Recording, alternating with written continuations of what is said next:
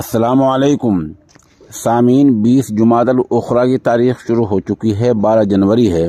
خبر کا عنوان ہے سعودی شہریت قانون میں بڑی تبدیلی۔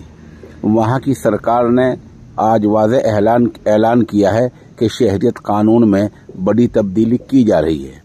یہ تبدیلی کیا ہے؟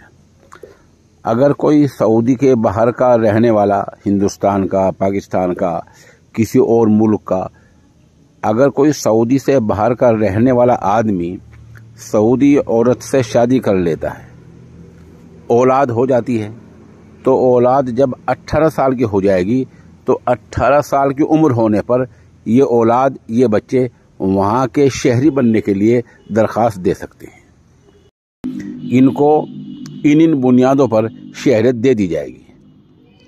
نمبر 1، عربی زبان اچھی بول سکتے ہوں۔